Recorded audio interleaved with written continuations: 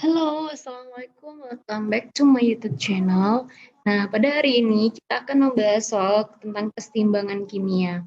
Oke, pada reaksi langsung aja kita ke soal yang pertama, yaitu, nah ini dia ya. Mungkin beberapa di antara Anda sudah pernah menyelesaikan soal seperti ini.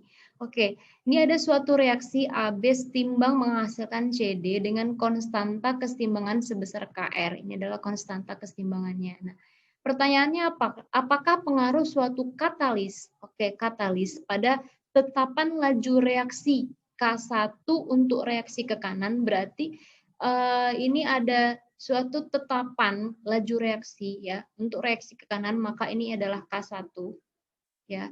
Dan K-1 untuk reaksi ke kiri, berarti ini adalah K-1. Maka nilai tetapan keseimbangan itu adalah sebesar Kr. Nah, maka untuk reaksi keseimbangan, artinya di sini kita mau mencari apa pengaruh katalis terhadap konstanta keseimbangan baik K1, K-1 ataupun Kr. Nah, apakah katalis itu berpengaruh atau tidak? Nah, yang kita tahu ya, katalis itu adalah zat yang dapat mempercepat suatu jalannya reaksi. Nah, jadi dia mempercepat terjadinya reaksi. Nah, jadi dalam hal ini reaksinya itu bisa ke kanan, baik reaksi ke kanan maupun ke kiri. Nah, jadi apabila reaksi itu berlangsung ke kanan, nah tadi konstantanya adalah K1, sedangkan ke kiri -1. Jadi yang namanya katalis itu intinya dia mempercepat terjadinya kesetimbangan. Oke, mempercepat terjadinya kesetimbangan. Nah, jadi kalau dia mempercepat terjadinya kesetimbangan itu tidak ada pengaruhnya ke jumlah produk yang dihasilkan. Oke, dia tidak berpengaruh kepada jumlah produk yang dihasilkan. Nah, sehingga katalis ini sendiri tidak berpengaruh terhadap harga Kc karena ya atau Kr dalam reaksi ini ya, konstanta kesetimbangannya. Nah, karena untuk menghitung konstanta kesetimbangan Kr itu sama dengan konsentrasi produk dalam hal ini adalah zat C dan zat D, pangkat koefisiennya per konsentrasi A dan konsentrasi B. Nah, jadi katalis ini sendiri dia tidak berpengaruh terhadap jumlah-jumlah yang dihasilkan dalam suatu zat, tetapi dia hanya mempercepat bagaimana kesetimbangan itu terjadi, baik di arah reaksinya ke kanan ataupun ke kiri. Maka kalau kita amati option, nah K1 bertambah K-1 berkurang. Oke, nah K-1 bertambah, ini juga salah ya, kalau K1, kalau katalis itu K1 baik dia reaksi ke kanan, ke kiri sama-sama bertambah. Oke, jadi K1-nya bertambah, K-1-nya bertambah, tapi Kr tidak ada pengaruh. Oke, maka udah jelas ini jawabannya adalah yang C. Nah, oke, paham ya? Nah, soal yang berikutnya adalah tentang kesetimbangan juga. Dalam sistem tertutup dari persamaan reaksi kesetimbangan berikut, ini ada reaksi ZnCO3 solid setimbang menghasilkan ZnO solid ditambah CO2 gas. Nah, pernyataan manakah yang benar? Nah, dari sini kita mau menganalisis faktor-faktor yang mempengaruhi pergeseran kesetimbangan atau diawali dengan Kc dulu. Ya, kita tahu bahwasannya untuk menghitung harga Kc, nah maka itu melibatkan fase gas dan larutan. Dalam hal ini tidak ada larutan, yang ada adalah gas. Maka yang berpengaruh terhadap Kc adalah konsentrasi CO2. Oke, maka ini udah jelas salah ya. Nah, sedangkan yang B, sistem tidak akan mencapai kesetimbangan. Salah. Di sini kan sudah ada tanda seimbang ya. Jadi semua sistem pada dasarnya itu semua sistem akan mencapai kesetimbangan, akan mencapai kesetimbangan, hanya saja tinggal masalah waktunya. Nah, ini tadi dari peran dari katalis. Jadi ketika suatu sistem ditambahkan katalis, maka laju reaksinya cepat sehingga kesetimbangan akan tercapai. Jadi yang B itu udah jelas salah ya.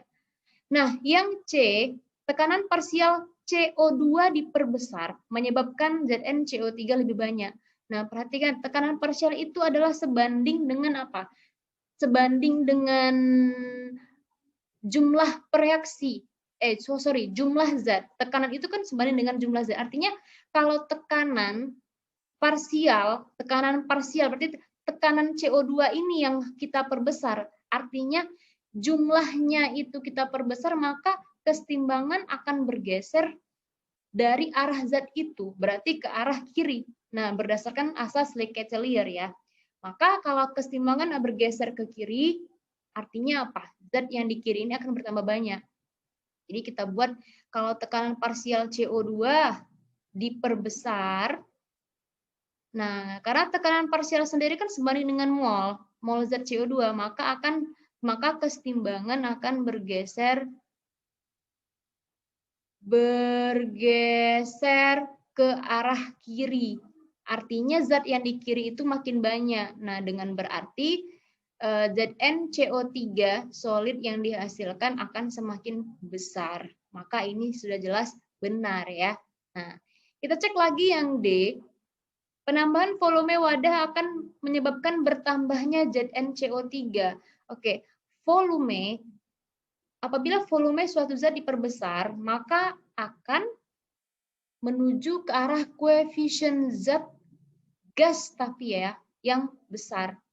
Nah, jadi penambahan apabila volume diperbesar itu akan menggeser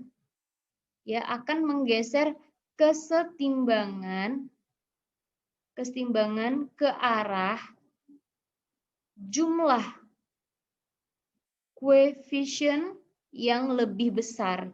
Nah, itu dia sebanding. Nah, tetapi di sini koefisien reaktan itu kan 0. Tapi koefisien reaktan itu adalah 0.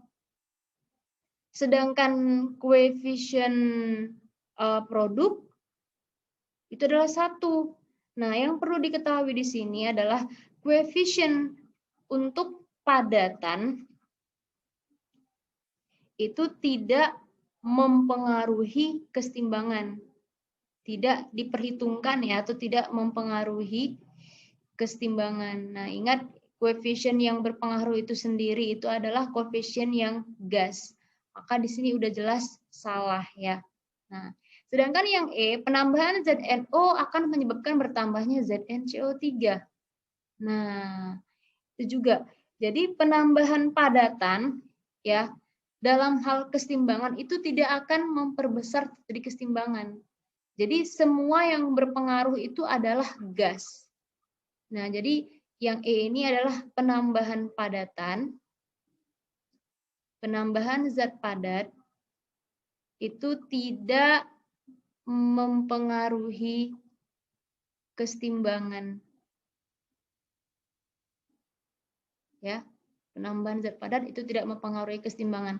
Walau dalam teorinya yang kita tahu artinya kalau konsentrasi zat diperbesar maka dia akan bergeser dari arah zat itu. Berarti kalau ZnCO3 kita perbesar, ZNO kita perbesar maka dia akan ke arah kiri. Berarti ZnCO3 akan semakin banyak. Nah, tidak begitu. Kenapa?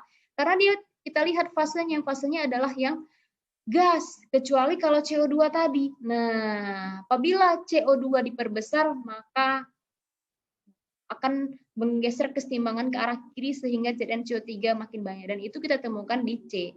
Ya, konsentrasi di sini itu sebanding dengan tekanan parsial dari CO2. Oke, maka sudah jelas jawabannya adalah yang C. Oke, bagaimana? Sudah paham ya? Nah, ini adalah soal kesetimbangan yang terakhir. Nah, maka nanti akan kita lanjut ke next materi yang selanjutnya. Oke, sekian dari saya.